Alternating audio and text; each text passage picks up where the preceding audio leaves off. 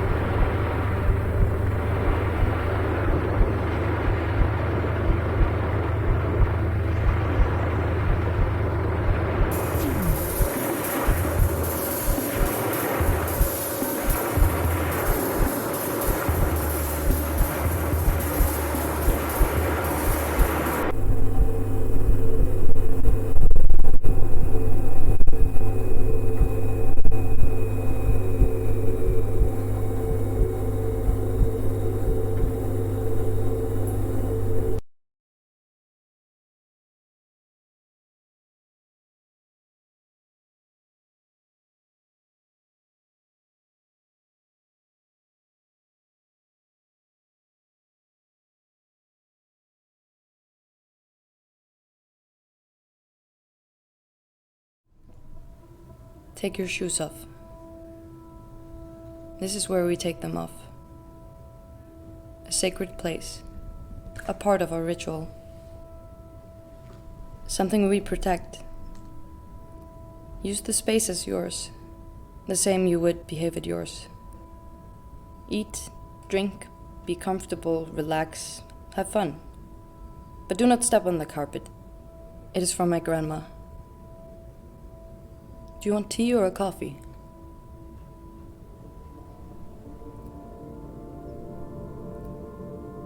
Don't take off your shoes. I never wear mine either. I know you wouldn't ever step on that carpet. Of course you can have your favorite ice cream. Have also mine. I did not plan to eat it anyway. Let me open the window so we can breathe. Your hair is as long as mine. You're a part of the family.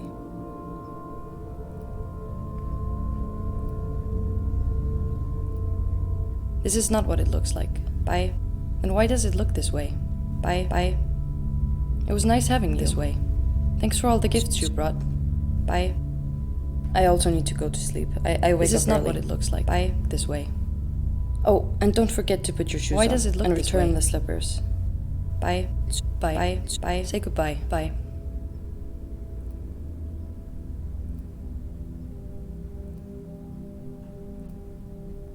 Home. Welcome. This is my home. My sacred place. Welcome. The place where I take my shoes off and walk barefoot. Welcome. Not to bring dirt from a street. This is where I unravel. This is where I heal. And it is just one place. Sacred place. Welcome.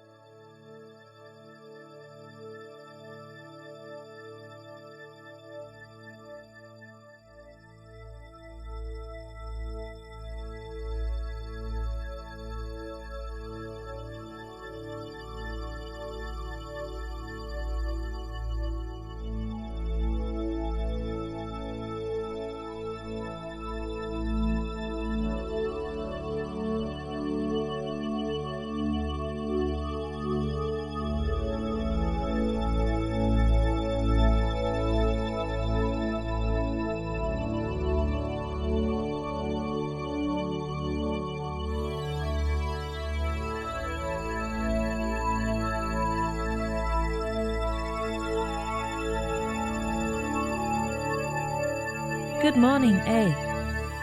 I hope you had a good night. Oh, this weather is a clever decision. It is perfect for today. You look very elegant, very smart.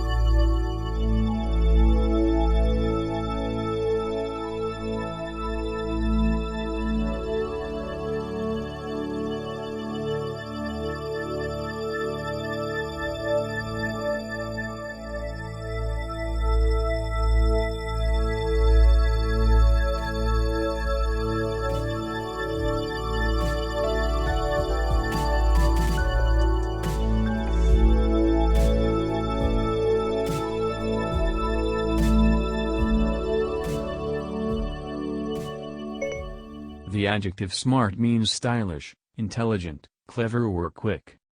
But is also often used in combination with digital or computer technology. As a verb, smart means to hurt or sting. The origin of smart is the Middle English smerten, Old English smeorden, which cognates with the Old High German word schmerzen, which means pain in German. Welcome to your new workplace, A. I'm sure you will understand everything intuitively. But in case you need any assistance, or if you have any questions, you'll always know where to find me.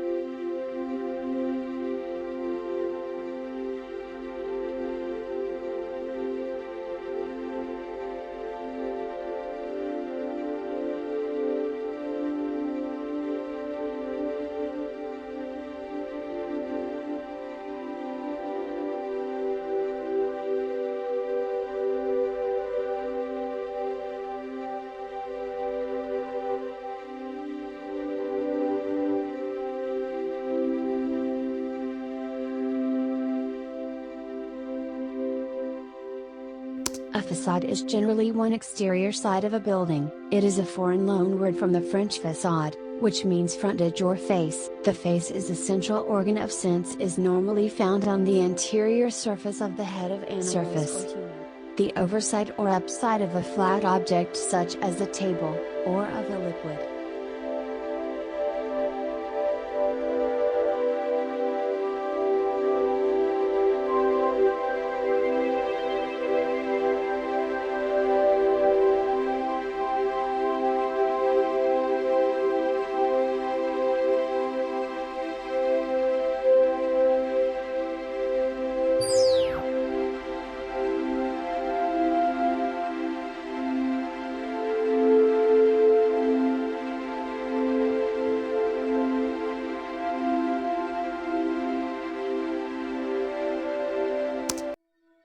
Why are you actually making such a big secret out of this?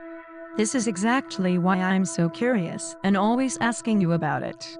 But it's definitely not to bug you. Sorry. Yes, if you weren't making such a big deal out of it, probably none of us would be interested. Okay, I understand.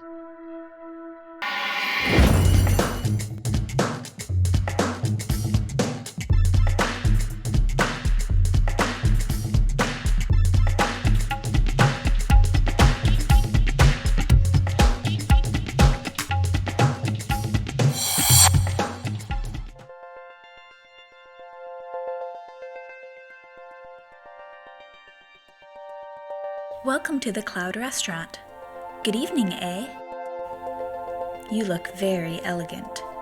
Is it a business or private meeting? Okay, what would you like to eat? Super salad with chia and hemp seeds, goji berries, spirulina, and a dessert, as always?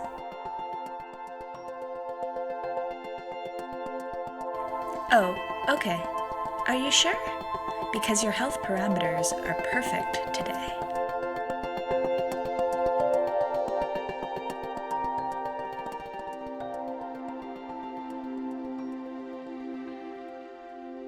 Hello A.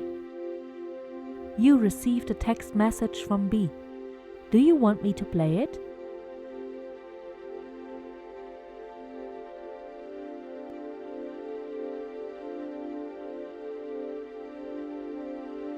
A. I'm now playing B's text message. Hi A, I saw your car downtown a couple minutes ago. Are you still around? I was thinking we could have dinner together. See you. Do you want to send an answer?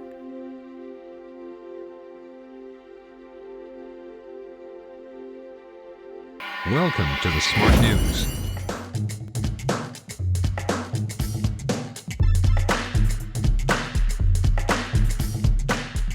Elements like wall, floor, or door are evolving right now. But if you want to retreat from digital sensing once in a while, just take a break in the new smart home component, the Faraday cage. A. Do you want to send an answer?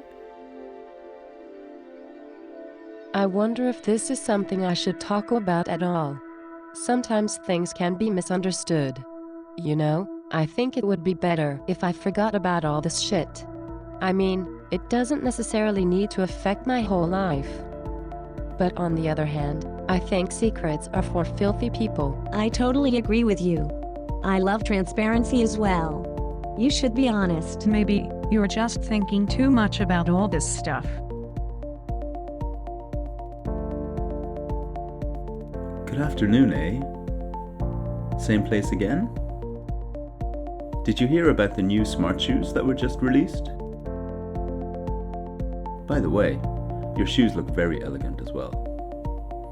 Last time you were wearing the new liquid Nikes.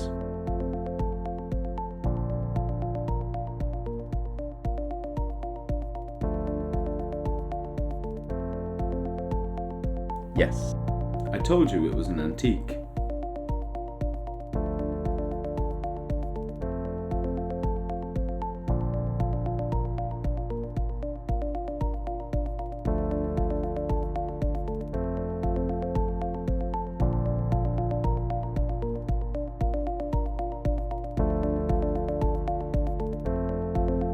Oh shit.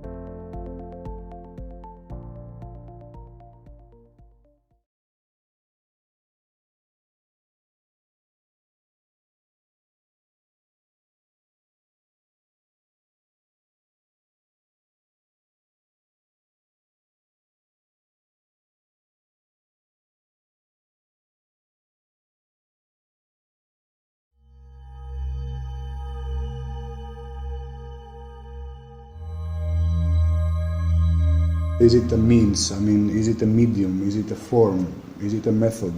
Is it a practice of doing it? Is it a standardization and automation of processes?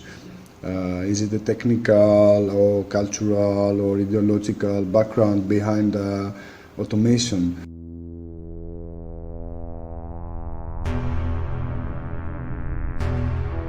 You know, somewhat provocatively, I would say algorithms are not a new means to categorize information. Perhaps more useful right now to look at what the algorithm or this kind of thing is doing rather than how to call it. If you look at the way catalogs are being produced for old-fashioned libraries, it's not just categorization. I think there are actually rules and recipes and conventions in this. I think you try to sort of, incorporate all these possible terms that will define what the algorithm is. I think the connotation with the word machine is often a negative one.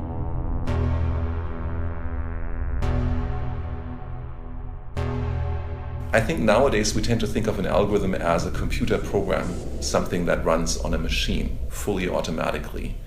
But that's not necessarily the core of the concept. The core of the concept is simply a sequence or set of instructions that can be followed meticulously and produces a predictable result.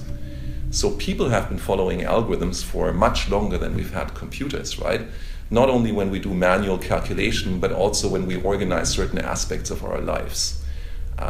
You could say, a lot of the book culture in the medieval times was very focused in monasteries. They kept this, they developed it. These guys had very rigid routines, right? You could look at these routines as algorithms. And so I would say algorithms have been around for a very long time. What's more recent is our ability to run them fully automatically on a machine and very fast.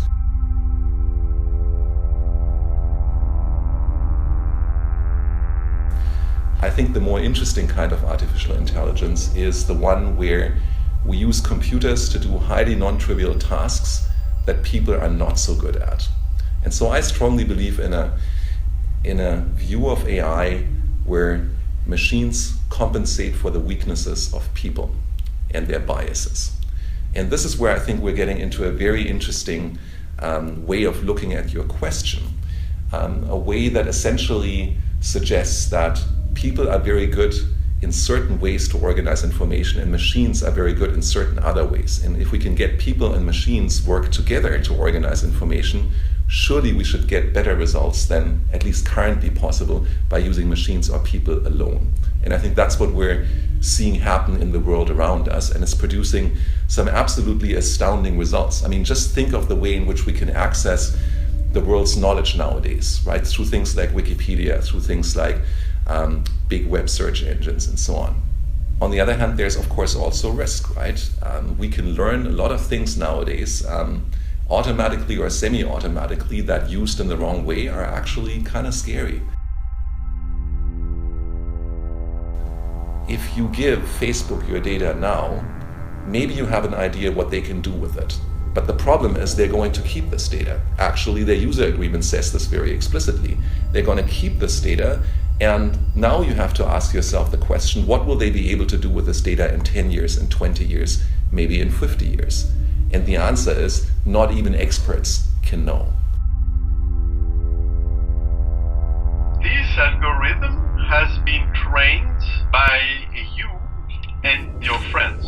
Very often, we are not doing automatic categorization, but we are categorizing ourselves.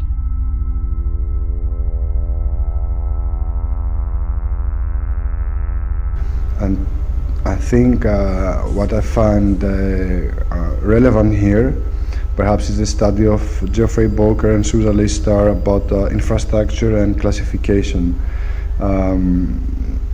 What they talk mainly is standardization and bureaucracy, and they really bring it as a socio-cultural consequence, also a sort of a political one, of course.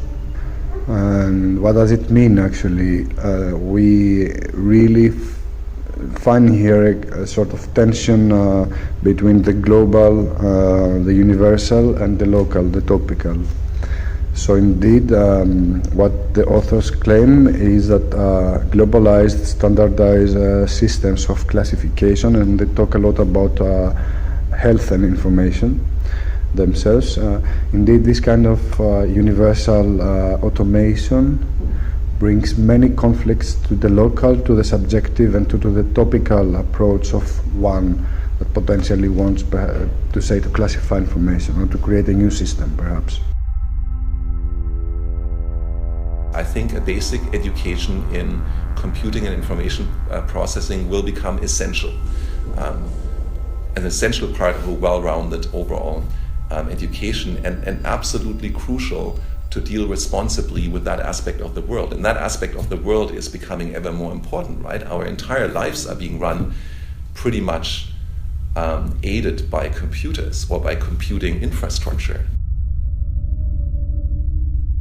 Our cell phones, our watches, our TVs, our cars, everything has computers in it. First, it is the beginning of the history of algorithms. We are not at the end of the technical evolution in this field. And second, it is also just the beginning in terms of human culture, because the majority of the people still do not realize the role and the function of all these algorithms. When it will become a well-established fact of the contemporaneous culture and so on, things will be different.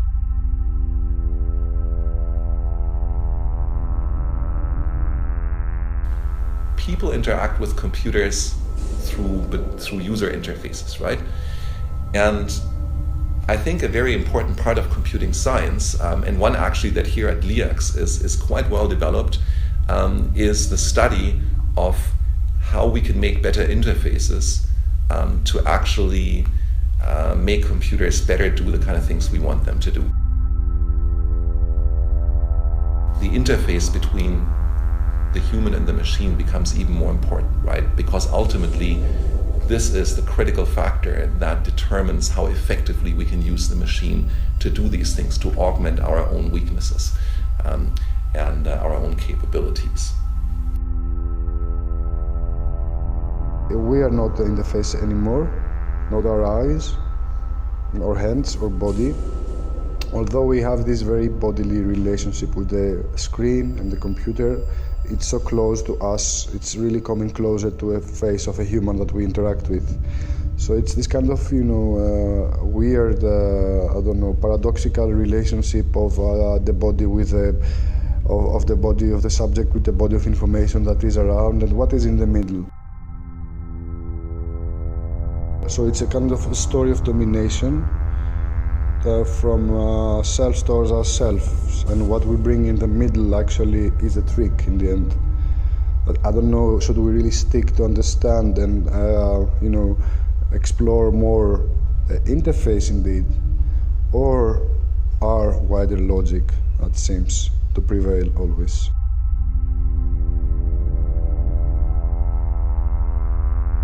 Is it possible that machines understand the full semantic richness of the concepts that we deal with as humans? And then if it's possible, is it actually a good thing? Is it desirable? First of all, I happen to believe that it is possible. I'm a researcher in artificial intelligence. I believe that for the better or the worse, people are, amongst many other things, wonderfully complex information processing machines.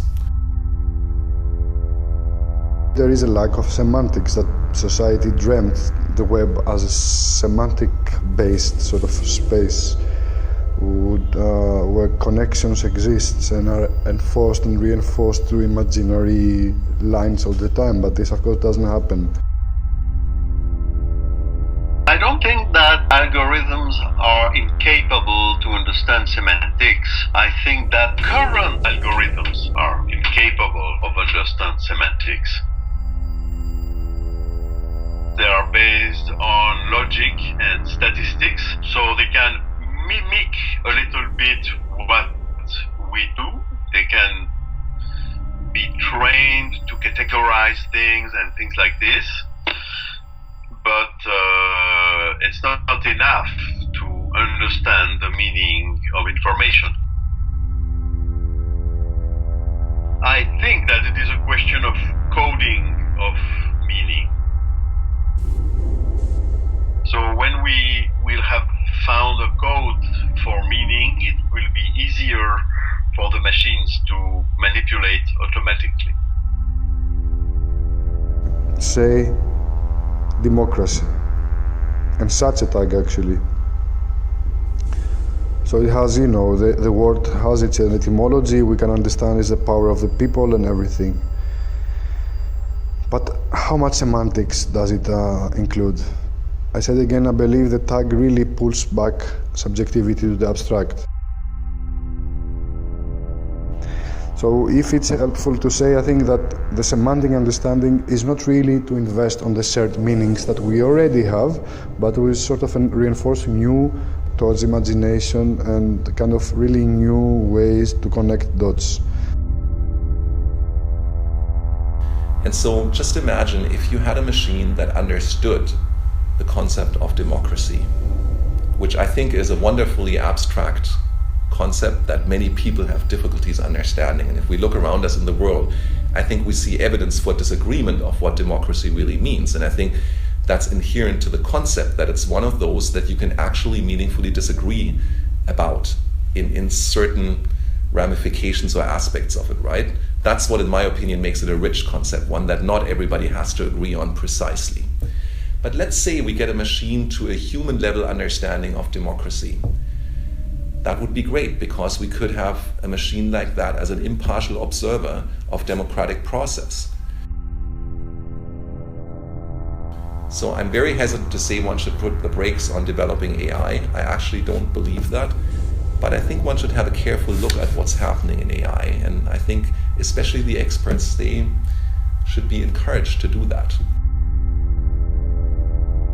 We should always have in mind that Google does not do semantics. It would love to, but it's supporting efficiency, productivity, and clarity within an economical system based on commodified information.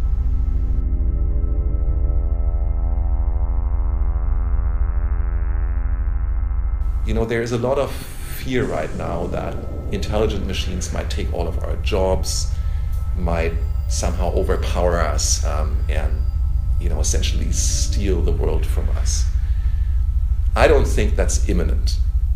I think there is a bit of a risk that if things are handled irresponsibly or with a lack of responsibility, I would say, as opposed to deliberately irresponsibly, something like this might happen in the further future, but I don't think it's around the corner, thankfully. I do believe that especially the increasing automation and automobility of a lot of jobs is something that one needs to look at very carefully. And I think a balance needs to be struck between what can be done and what should be done at any given time. So I am working on the implementation of a semantic code that is a kind of language that can describe a lot of semantic nuances, a little bit like the natural languages, like Spanish or French or English or Chinese, but it has the particular property of lending itself to automatic computing. So on the one hand, I think it's utopic to think that machines will work exactly like our minds and feelings. At the same time, if they would, I don't know, sounds a little bit dehumanizing society. In order to make machine learning work, you still need highly qualified humans, machine learning experts, data science experts, right? In order to make machine learning do marvelous things for you, you need to be actually an expert nowadays, still. I think that will very soon change. And it changes through what I call automated machine learning. And what that is machine learning systems that are powerful enough that they can look at the task that you want to accomplish and then assemble all the machine learning components and procedures that are necessary to learn how to do that task. And I think that's the big transformation that we're starting to see now. That it doesn't take experts any longer to utilize computing and machine learning to do very powerful things, but very soon we're actually starting to see this. Ordinary people can do this. And that's sort of a liberalization of this power. But at the same time, it means that there has to be a lot more responsibility as well, right? Built into the systems by the experts that dream about them and build them and test them, but also by the people who use these systems. That's very different from the way you would normally use a computer, and it's important to understand that difference.